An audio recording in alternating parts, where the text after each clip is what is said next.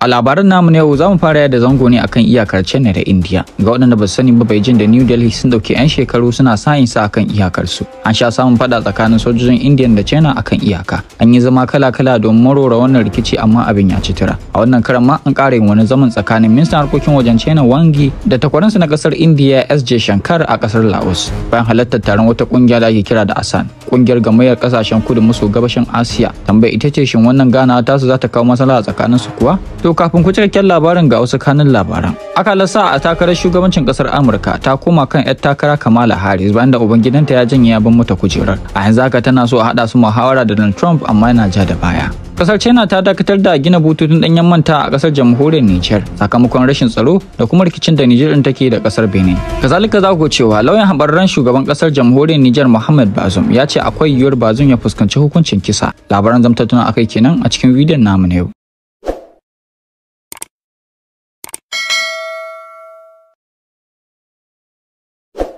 Dangane da rikicin China da kasar India akan iyaka, kowa na ta tambaya cewa shin lalle Beijing tana so a yi sulhu kuwa? Domin an dauke tsawon shekaru ana wannan tambaya sakamakon zaman tattaunawa da aka yi tayya tsakanin shekaru. A wannan karin ma kasashen biyu sun ƙara haduwa a kasar Laos. Kowace ƙasa ta samu wakilcin ministan harkokin wajenta S.J. Shankar daga India da Wang Yi daga kasar China. Dukkaninsu sun kai ziyara Laos domin halartar taron wata kungiya da ake kira ASEAN, wato the Association of Southeast Asian Nations. Amma babu ɗaya daga cikin kasashen biyu da yake mamba na wannan kungiya. Dukkansu sun halarci taron ne a matsayin masu sanya ido. Wannan ita ce ganawa su ta biya tsakanin 'yan watanni. Kusan makonni uku da suka gabata, J. Shankar da Wang Yi sun haɗu a Astana a taron kungiyar SCO, wato Shanghai Cooperation Organization. Yanzu kuma sun ƙara haɗuwa a ƙasar Laos. Darasin duk guda ɗaya ne, shawo kan takaddamar da ke tsakanin su akan iyaka. India na ta matsewa China lamba. S.J. Shankar na tunana ta buƙatar sa ga China domin a gaggauta tattauna don warware wannan rikici nasu. Asali ma ga abin da ya faɗa bayan ganawar tasu. Ya ce ya zama wajibi a martaba LAC. LAC dai kamar wani layi ne da aka shata tsakanin kasashen biyu akan iyaka. A farkon wannan wata ma ya ƙara nana ta sakirin abin da ya faɗa yanzu. Martaba LAC yana da matukar muhimmanci. Na san wasu za su riga kallon wannan zama da ake kala-kala a koda yaushe a matsayin alama ta samun ci gaba a warware rikicin nasu. Kamar bangarorin biyu sun matsa da a samu maslaha, sai dai ba haka bane. Hakika ita kasar India ta matsu banda kasar China. La'akari da abin da kafafen yada labaran kasar China suke faɗa dangane da gana ministocin biyu a kasar Laos. Ga wani rahoto da babban gidan jaridar China CGTN ya bayyana. Bangarorin biyu za su gana da juna domin duba mafi kyawun hanyar mu'amala da juna, tare da amfani da tsari mai kyau domin gina kyakkyawar fahimta tsakanin juna. Wannan shine abin da jaridar ta CGTN ta rawaito. Ko kaɗan bata ambaci wani abu da yake da alaka da rikicin iyaka ba, kuma wannan matsayi shine China ta kafa akai tun daga ranar farko na rikicin. Beijing ta ce bai kamata wannan rikici na iyaka ya tasiri akan alakar su ba. Bugu da ƙari, ta ɗora laifin rikicin na kan iyaka ɗungurungun kan New Delhi. India na ƙara yawan makamai da dakarun soji akan iyakar China da India. Hakan ba shi da amfani a kokarin samun maslaha da bangarorin biyu ke yi. Kazalika ba shi da amfani a fannin samun zaman lafiya da kwanciyar hankali a yankin iyakokin. Mun imanin cewa wannan mataki da India take ɗauka ba shi da amfani muddin ana son zaman lafiya. Wannan shine sakon China zuwa ga India. Sannan sun ce ya kamata New Delhi ta manta da wani rikicin iyaka, su ci gaba da kasuwanci a tsakanin su. Kada su bari rigimar iyakar ta shafi alakar su. Ita kuma India ta ce san bata yadda ba. Sai dai akwai wani abu guda. Duk da haka New Delhi ta dogara da Beijing ne a fannin shigo da kayayyakin amfani na yau da kullum. Har yanzu ba su samu takamaimiyar ƙasa da su musanya ta da China ba. Don haka ko da rikici ko babu, Beijing za ta ci gaba da zama babbar abokiyar kasuwancin New Delhi. Ku duba darajar kasuwanci tsakanin ƙasashen biyu a shekarar da gabata. Kayayyakin amfani da darajarsu ta kai dala biliyan 118 ne suka shigo India daga Beijing, kuma hakan na iya ci gaba da hawa nan da wasu 'yan shekaru. A satin da ya gabata, mai bada shawara kan harkokin tattalin arziki na kasar India ya bada wata shawara inda ya ce India za ta fi karuwa da zuba hannayen jarin China a kasar su. Kazalika ministan kuɗi ta kasar ta goyi bayan wannan shawara tashi, wanda ke nufin cewa India ta dogara da China fiye da yadda baka tsammani a fannin tattalin arziki. Kuma idanun China na kan duk abin da ke wakana a kasar. Shi yasa ba ta yi kasa a gwiwa ba wajen amfani da wannan dama. China hopes that China na sa ran India za ta fahimci albarkar da ke tattare da alakar mu a fannin tattalin arziki, kasuwanci, tare da samar da buɗaɗɗen wuri ga China ta zuba hannayen jari a cikin ƙasar India. Kamar da kuka ji, China ta buƙaci India ta bata damar zuba hannayen jari a cikin ƙasar su. Ba haka Beijing ta buƙaci a bar jiragen sama su rika jigilar mutane kai tsaye daga Beijing zuwa New Delhi. Sun jima da neman wannan bukata domin India ta dakatar da jiragen sama daga China kai tsaye tun a shekarar 2020 lokacin cutar corona. Tun daga wannan lokaci ne har zuwa yanzu ba su dawo da shi ba. Ba dan komai ba sai dai rikicin da ke kan iyakar tasu. India ta ki kememe ta ki bude sararin samaniyar ta ga China. Sakamakon haka har zuwa yanzu babu wani jirgin sama da zai taso kai tsaye daga Beijing ya sauka a New Delhi. Kamfanonin jiragen sama na China da gwamnatin kasar sun dade suna roƙar India ta janye wannan haramci a bayan fage amma ta kememe. Haka yasa a jiya suka fito da wannan bukata fili. Inda suka ce me yasa India take nesanta kanta da China, kuma ko shakka babu su kansu sun san amsar wannan tambaya. Sojojin China su ne suka fara neman rigima akan iyakarsu da ke Ladakh. Wannan rikici ya fara ne a shekarar 2020. Bangarorin biyu sun rasa sojojinsu da dama a wannan lokaci. Tun daga lokacin ne India ta dakatar da jiragen sama shiga kasar su. Da cutar corona ta shigo su ƙara samun damar dakatar da jiragen na China. Bugu da ƙari gwamnatin India ta dakatar da China wajen zuba hannun jari a kasar su. Sannan ta dakatar da manhajojin China har guda 500 a India, a ciki har da TikTok. Yanzu haka TikTok baya aiki a New Delhi. Waɗannan matakai da India ta ɗauka ya mutukar batawa China rai, kuma har yanzu su ne suke rura wutar rikicin akan iyakar. Yan watanni da suka gabata China ta saya wasu wurare suna a cikin ƙasar India da sunan cewa nata ne. Daka ko shakka babu India tana son maslaha, ita kuma China tana so a fuska ba ta so a zuciya. Wannan shine halin da ƙasashen biyu suke akan iyaka a yanzu. Allah ya kyauta. Masu magana dai suka ce lokaci bako, in yau kai ne gobe ba kai bane. Haka rayuwa ta gada. Wannan shine abin da tsoho kuma dan takarar shugaban kasar Amurka Donald Trump ya gasa fahimta. Bayan muhawara da Joe Biden da kuma yunkurin kashe shi da aka yi an makon da suka gabata, sun sa sunan shi ya rika yawo a kowane bango na fadin duniya. Dangane da zaben kasar kuma kowa rinka tunanin cewa ai Trump shi zai lashe wannan zabe. Sai dai tun bayan janyewa Joe Biden daga takarar komai ya canja. A yanzu haka tauraruwar Kamala Harris ita ke haskawa a fadin kasar Amurka. Manyan mutane da dama sun fito da sunan za su dauki nauyinta a yakin neman zaben da take yi. Na baya-bayan nan su ne tsohon shugaban kasar Barack Obama da matarsa. Kazalika wasu mutane da suka yi suna a duniya kamar wannan dan kwallon wasan kwandon mai suna Stephen Curry, shi ma ce zai bada tashi gudunmawa ga Kamala Harris. Haka ma babban dan wasan fina-finan Hollywood din nan mai suna George Clooney. Idan ba ku manta ba wannan yana ɗaya daga cikin manyan masu daukan nauyin yan jam'iyyar Democrat a lokacin zabe. Suka Joe Biden da ya ita ta kai shi ga janyewa takarar shi. Bugu da ƙari wasu manyan attajiran kasar sun bi sahu. Irin su Reed Hastings mai kamfanin Netflix da kuma Reid Hoffman mai kamfanin LinkedIn da kuma Melinda Gates. Alamu sun nuna cewa manyan magoya bayan jam'iyyar Democrat sun fara fitowa da duk sun buya. Amma shin ya Trump yake ji? Alamu sun nuna cewa ya tsorata. A yanzu haka Trump shi ke bin Kamala Harris akan mazaɓin ƙasar a zaben faɗar ra'ayi. Shi yasa a yanzu ya sauya tunani inda ya soke muhawara su ta gaba. A baya dai Biden da Donald Trump sun kulle yarjejeniyar cewa za su yi muhawara har guda biyu. An yi ta farko ta biyun za ta zo a ranar 10 ga watan Satumba wannan shekara. Yanzu kuma Trump ya ce a dakata tukunna, a bari sai jam'iyyar Democrat ta sanar da ɗan takarar su. Kun ga wannan kadai ya isa nuna duniya cewa Trump ya tsorata. Ita kuma Kamala Harris tana amfani da wannan tsoro nasa wajen ƙara suna, inda ta nace cewa Trump yana gudun mata. A shirye nake na yi muhawara da Trump. Na amince da ranar da aka saka tun farko 10 ga watan Satumba, ranar da shi ma ya amince a kai, yanzu kuma ya juya baya.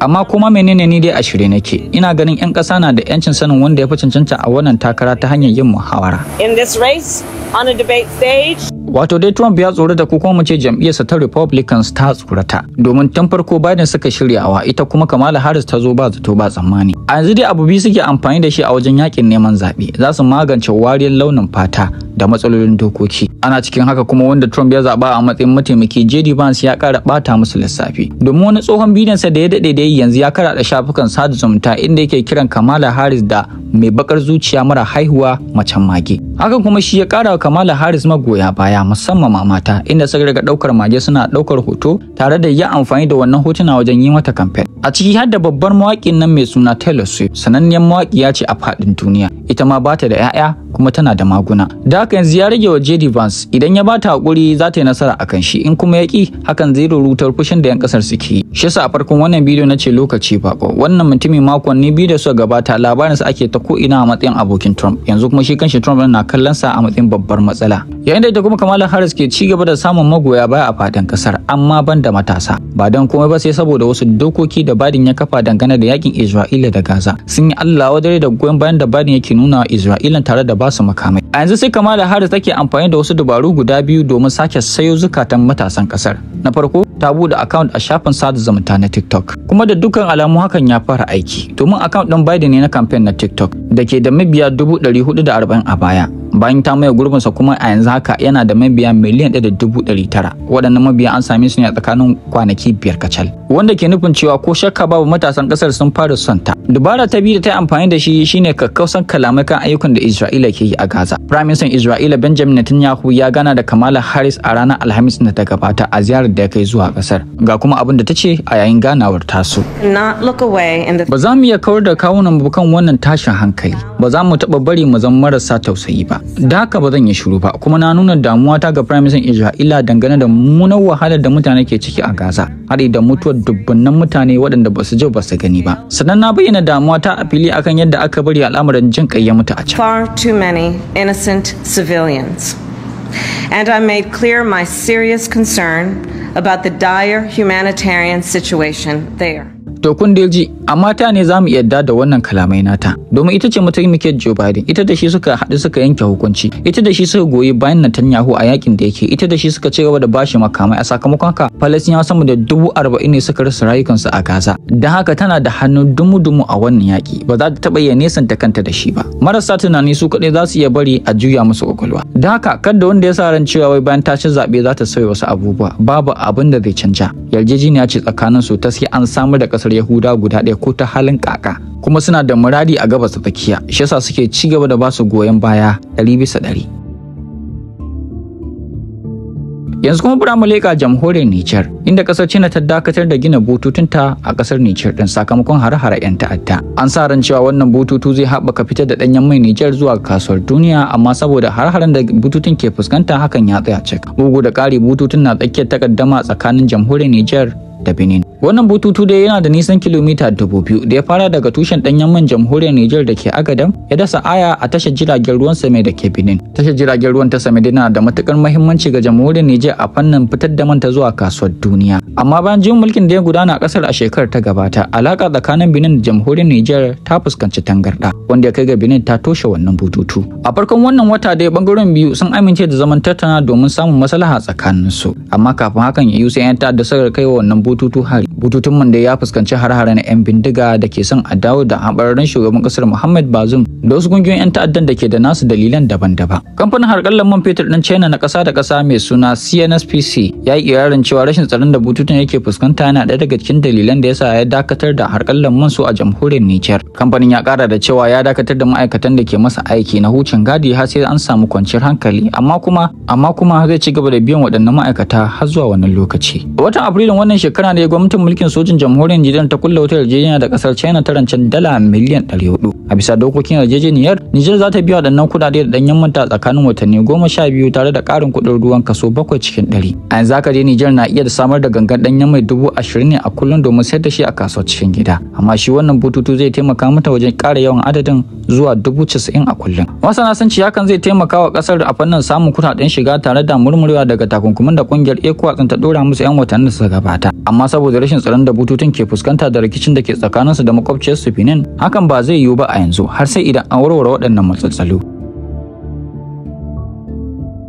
Har walau da muna nan cikin jamhuriyar Nijar din. Lauyan haɓararren shugaban ƙasar jamhuriyar Nijar Muhammad Bazoum ya shaida wa manema labarai cewa yana fargaba tsohon shugaban ƙasar zai iya fuskantar hukuncin kisa yayin da ƙasar ta cika shekara guda da yin juyin mulki. A watan da ya gabata ne dai kotun kolin ƙasar ta janyo Muhammad Bazoum kariya wato immunity a turanci sakamakon laifukan da ake zargin sa da shi, lamarin da ya share fage ga gurfanar da shi a kotu bisa laifin cin amanar ƙasa wanda hukuncin sa ne kisa, haɗi da wasu laifukan daban-daban da ake zargin sa da shi. Lauyan mai suna Maso Kalberi ya ce Bazoum mai shekaru 64 da matarsa Hadiza an tsare su ne tun daga shekarar ta gabata ba tare da ba su damar yin wayar tarho ba ko kuma samun ziyara daga yan uwa da abokanan arziki. Likitan su ne kadai zai iya kai musu ziyara, shi ma kawai saboda ya duba lafiyar su ne. A farkon wannan mako ne kasar Faransa ta buƙaci a saki Muhammad Bazoum din, amma shugaban mulkin sojin jamhuriyar Nijar Janar Abdurrahman Chani ta hanyar yin jawabi a gidan talabijin ya ce babu wata kungiya ko wata ƙasa da za ta iya faɗa Nijar yadda za ta kasance. Baya ga Bazoum, akalla tsofaffin jami'an gwamnatin kasar 30 da wasu da ke da kusanci da shi ne aka tsare, haɗi da wasu 'yan jarida da dama, kuma duk ba bisa ka'ida ba, a cewa wani rahoton haɗin gwiwa na ƙungiyar kare haƙƙin bil'adama ta duniya wato Human Rights Watch da Amnesty International da ƙungiyar kare haƙƙin bil'adama ta ƙasa. Lauyan da ya ƙare da cewa a yanzu za a iya cewa babu tsarin doka a a jamhuriyar Nijar. Masu kallon duka dai anan da kawo ƙarshen labaran namu ne. Me za ku yi cewa dangane labaran mu haɗu da ku a kasan comment section domin jin ra'ayinku. Kada kuma ta ku mana follow ku like ku share na wannan bidiyon domin ƙara mana ƙarfin gwiwa. Ku ci gaba da bibiya ta a koda yaushe domin samun ingantattun labarai daga sassa na faɗin duniya. Ni ne naku bashin cewa sai Allah ya sake haɗa mu da ku a bidiyon mu na gaba. Shafin sada zumunta na Vendostar sun yi sabon update akan manhajar su.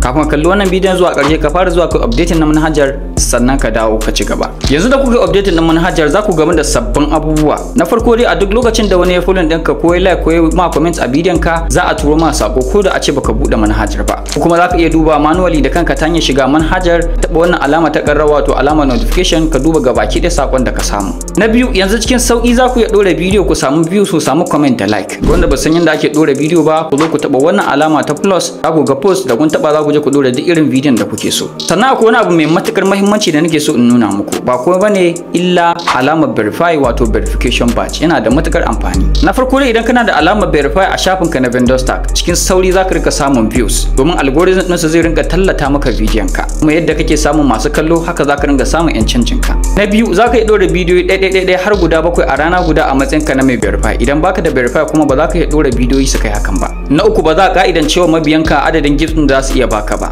ko nawa ne za su iya baka idan baka da verify kuma daga naira 100 ne zuwa naira 1000. Abu na ƙarshe za ka iya ɗora bidiyo da tsayin sa ya kai minti 3. Kamar da muka sani iya bidiyon minti guda ake iya ɗorawa amma idan kana da baje na verify za ka iya ɗora bidiyo har na minti 3. Abun mamakin kuma shine naira 2000 kacal ake biya a wata wanda idan kana ɗora bidiyoyi masu kyau da suke faɗakarwa za ka iya samun sama da hakan a sati a wata ya dai danganta da yake yanzu application ɗin ya fara sabo ne. Akwai bajika kala biyu blue da orange. Shi blue ɗin za ka iya siya ko da a ce baka da follower ko guda da naira 2000. Shi kuma orange ɗin sai kana da followers har guda 20,000 sannan. Shafin sada zumunta na Vendostar dai shine ɗaya tilo kuma na farko a nahiyar Afirka da ke biyan content creators ɗin Afirka. An daɗe ana cutar mu. Shafukan sada zumunta irin su TikTok, Instagram duk ba sa biyan Afirka. Don haka wannan dama ce a gare mu.